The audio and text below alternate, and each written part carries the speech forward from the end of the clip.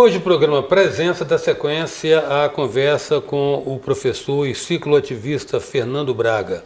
Fernando, eu já de algum tempo tenho observado nessa causa que a gente tem em favor de ver a bicicleta reconhecida como modal de transporte, eu tinha percebido o seguinte: se o nosso urbanoide ele não abre mão da motorização, como aconteceu em alguns outros países, então que pelo menos tivesse a opção de fazer um transporte motorizado individual mais, digamos assim, menos invasivo, como acontece agora certamente com as bicicletas elétricas, com as scooters, né, ou seja, de qualquer maneira pode ser uma alternativa também de mobilidade numa perspectiva menos invasiva que o carro, né? Como é que você vê isso? Na verdade, hoje tem até o tuk-tuk elétrico, né? Já tem no Brasil também, inclusive.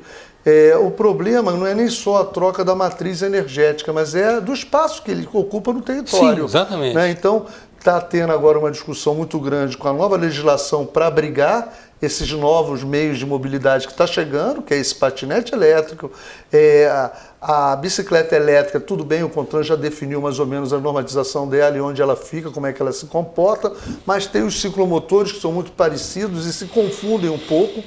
Mas a gente tem que ver também o risco dessa velocidade, porque hoje o que as cidades estão fazendo como escolha é desestímulo ao transporte individual. E não adianta você fazer o desestímulo ao transporte individual e deixar a alternativa do ciclomotor, que são as maiores mutilações, são os acidentes mais graves, né?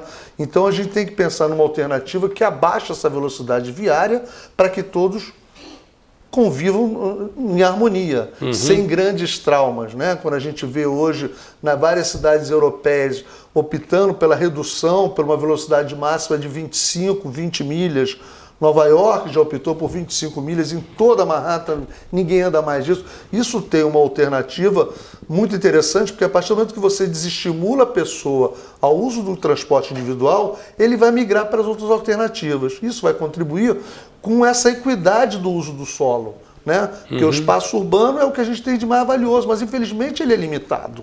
Ele não vai comportar esse inchaço, né, da população. A população nem tanto, porque parece que no último censo a população aumentou 1, pouco, mas a frota veicular aumentou 7 tanto.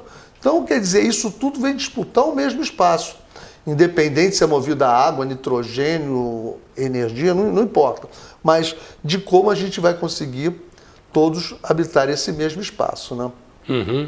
O Plano Nacional de Mobilidade Urbana, que você nos trouxe, contempla o resgate da equidade, né? Ou seja, do compartilhamento do espaço urbano, que é finito, limitado. Exatamente. A perspectiva da caminhabilidade, ou seja, a circulação segura. A caminhabilidade é uma coisa interessante. Você falou no programa anterior a respeito da questão dos boulevards, né? Das pietones, das vias de pedestre. Quanto que isso pode representar de humanização para a cidade? É impressionante. E é impressionante como isso não é percebido. E outra coisa, ele traz valores indiretos que hoje os países que fizeram essa alternativa ficou muito claro, né? Quando Bogotá transformou os espaços de circulação, os grandes estacionamentos, e nessa área pedonal, né, nos espaços de circulação de pessoas, até a criminalidade caiu, porque um lugar onde as pessoas ocupam, ele se torna muito mais aprazível, né? Uma coisa puxa a outra. Então eu permaneço, quando você vai nos cafés parisienses, né, nas mesinhas na calçada, né, isso tem essa inter-relação, as pessoas querem permanecer ali, querem consumir ali dentro, né? E isso traz indiretamente essa segurança também e essa melhoria da qualidade de vida, né? O que você considera as políticas públicas possíveis, Fernando, na nossa matriz cultural? Na nossa matriz cultural não vai ter jeito, a gente infelizmente vai ter que ter medidas impopulares, porque, né, por exemplo, você imagina, a gente aqui na região metropolitana da Grande Vitória, é uma extremamente pequena, né? Como você falou anteriormente, nós estamos aqui numa distância máxima de 10 quilômetros. Quando você, numa cidade... Toda a sua vida ocorre nesse diâmetro. Então, quer dizer, se você parar para pensar, a distância, o obstáculo que nos impede de chegar em Vitória, que é o canal, já poderia ter sido pensado numa ponte para modos ativos. Nós brigamos lá no governo passado pelo estudo de viabilidade de uma ciclovia e passarela na terceira ponte.